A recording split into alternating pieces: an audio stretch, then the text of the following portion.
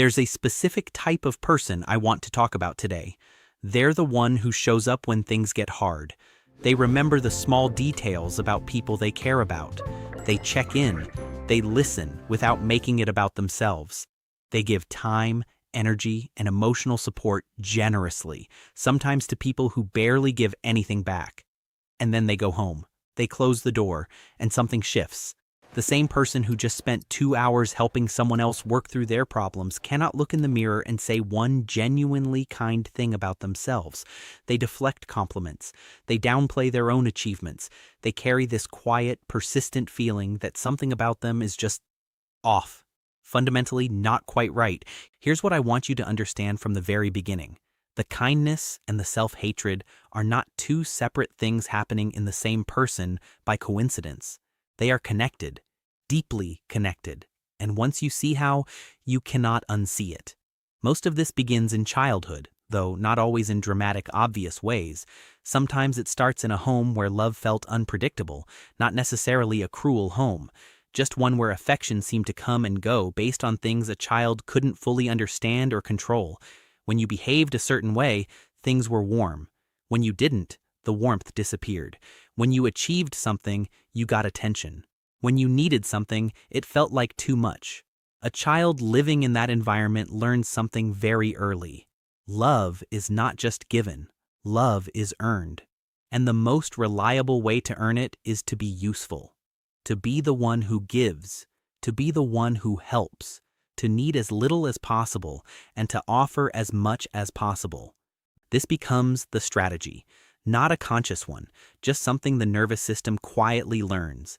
Giving feels safe, needing feels dangerous, taking up space feels risky, being helpful feels like the only solid ground, and then the child becomes an adult, and the strategy comes with them. From the outside, this person looks selfless, generous, emotionally intelligent, and they genuinely are those things. The care is real, the warmth is real. But from the inside, it often feels different than it looks.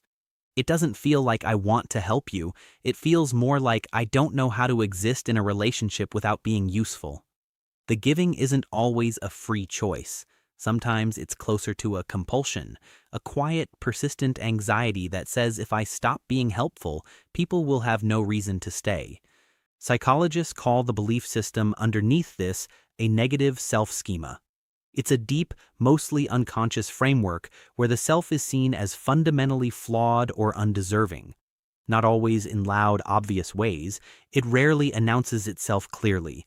Instead, it sounds like, I'm just being realistic about myself, or I'm not that special, or I'd rather focus on other people, my own stuff is boring. It disguises itself as humility, as modesty, as being low maintenance.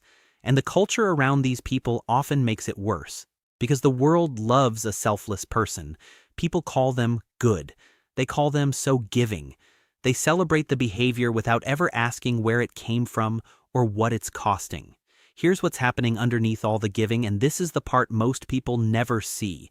Every act of kindness is being quietly tracked, not consciously, but tracked. Each time they help someone, there's a small, temporary sense of relief, a feeling of, okay, I'm worth something today. I did something good. I justified my presence. And each time that kindness goes unnoticed or isn't returned, the ledger tips back. The familiar feeling of worthlessness creeps in. The story confirms itself. See, you gave everything and it still wasn't enough. You're still not enough. It's not giving from a place of fullness.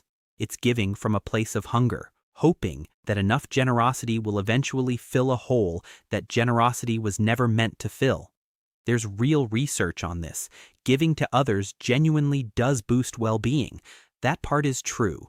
But what the research almost never addresses is what it means when giving becomes the only way a person knows how to feel okay about themselves.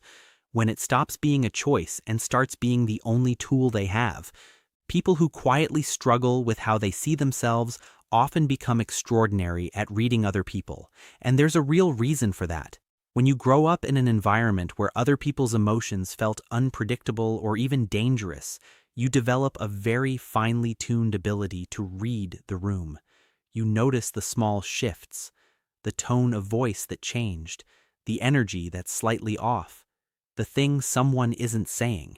These become survival skills first. They get dressed up as emotional intelligence later, and they genuinely are emotional intelligence, but they developed in a specific context, learning to manage the emotional environment around you so that you could feel safe inside it. When you sit with that long enough, there's something quietly heartbreaking about it.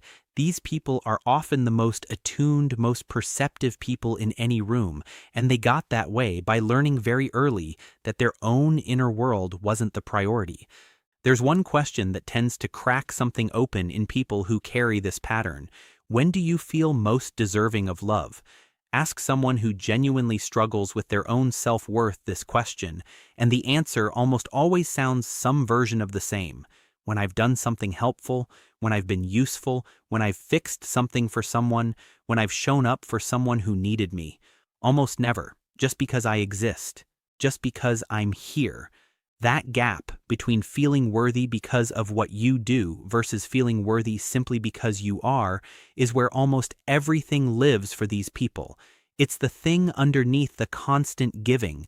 It's the thing underneath the inability to receive. It's the thing underneath the weird discomfort when someone does something kind for them and they don't know where to put it. Because receiving requires believing you deserve to receive. And that's the exact belief that got damaged somewhere along the way.